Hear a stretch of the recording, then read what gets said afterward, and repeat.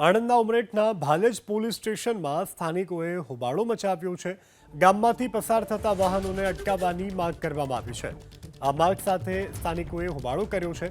ગામમાંથી પસાર થતા ભારે વાહનો ઉપર રોક લગાવવાની માંગ કરવામાં આવી છે, કારણ કે મોટી સંખ્યામાં અહીંથી વાહનો પસાર થઈ રહ્યા છે અને લોકોને અકસ્માતનો ભય સતાવી રહ્યો છે। આ રજૂઆત કરવા માટે પોલીસને રજૂઆત કરવામાં આવી। મોટી સંખ્યામાં લોકો એકત્રિત થયા હતા। घटना एवी घटी कि अत्यारे जे सांजना टाइमे ट्राफिक जाम थाय छे तो कंईक मैडम साहेब श्री गाम में विजिट में राउंड में गया था तो त्या आगळ थोड़ो इश्यू बन्यु तो ये इश्यू माटे पब्लिक भेगी थई गई।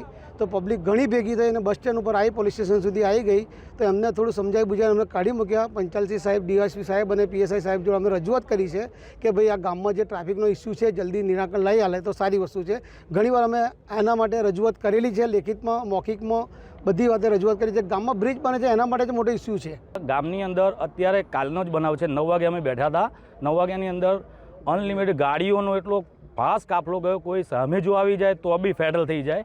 एवा संजोगोनी अंदर पीएसआई साहेब गामनी अंदर आव्या तो एमने एमनी कामगीरी करी, योग्य ज कामगीरी करी।